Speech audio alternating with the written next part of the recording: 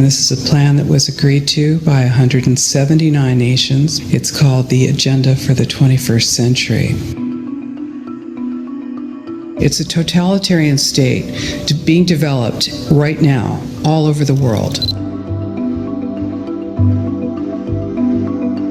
It is the inventory and control plan.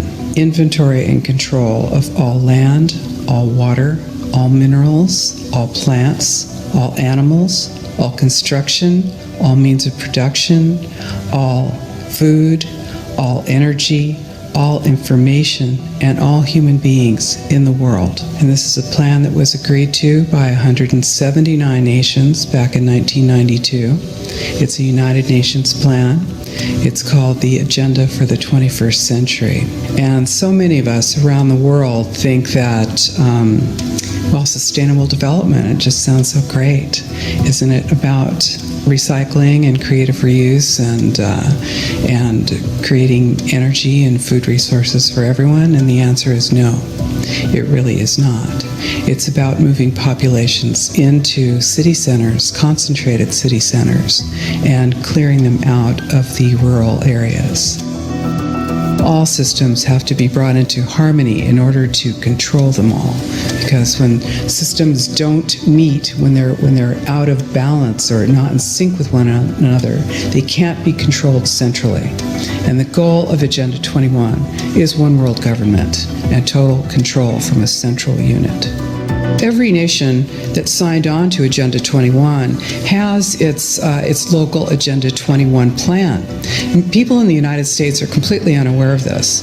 If I go out and talk about this, the United States press attacks me and calls me, which is totally ridiculous. It is a, but it's not a theory. It's a fact.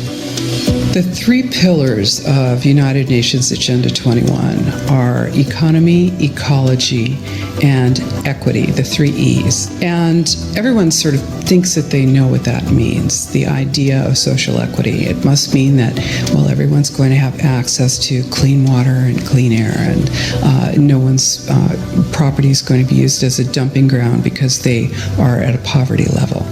But really what social equity is about impoverishing huge portions of the population and bringing down the developed nations.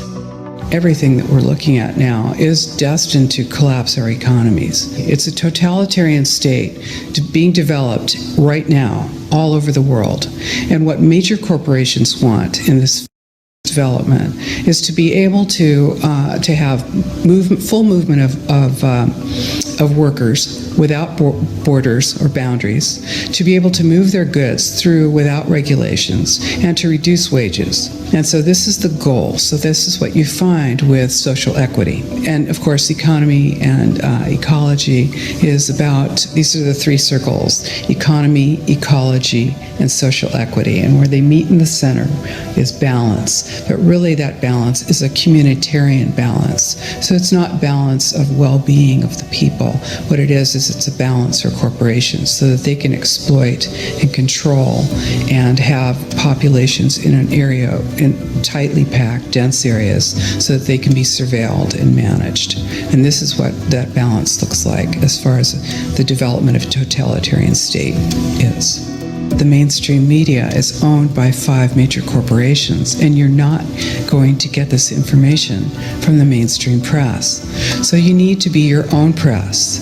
You need to educate yourself. You need to get out there and educate your neighbors, your community, your real community. You need to help your children understand that they're being indoctrinated from pre-kindergarten to postgraduate school. All of us have a responsibility to ourselves and to others. This is true community, to work for personal freedom. And always remember that even though we work as a group, if we do work as a group, we're all individuals in those groups, and we answer only to ourselves. And this is essential. It's essential as free human beings. This is what we are. We are free, and we need to continue to be free. And I do believe that we will win, but we have to become aware that there is a fight, and then make our friends and our neighbors and our community aware as well, and work together. let's look at the psychology of sheep and how easy it is to control and manipulate them, because control and power and manipulation and wealth is what it's all about. Harvesting, control, power, manipulation, and wealth from the sheep. Here's how easy it is for a sheepdog. There's no sound to this, but look at this. There's only one sheepdog right here. See this little speck right here going back and forth? He's the only one corralling these sheep, and you would think, maybe it's because that dog is so big and so powerful. Guys, this is all a mental game. If the sheep, look at the sheep far outnumber this dog. They could in their stupid state trample this dog to death, and the dog would be powerless. He wouldn't be able to do anything. But because there's circuitry in the mind that causes these sheep to obey, to comply, to be directed, to be manipulated, to be co-opted, to be deceived, to be lied to, they're easy to control and corral, and the dog puts him exactly where the dog wants him. Look at this pen. This pen is crawling with hundreds and hundreds of sheep who at a moment's notice could just trample this dog to death. There would be nothing left of this dog but maybe a couple of hairballs, and he would be dead. Look, here's a ground view of how this dog operates. It's all mental, guys. It's all mental. And this is a perfect illustration of how we people are sheeple. Most of us. Look how big these freaking sheep are. One sheep could destroy this dog.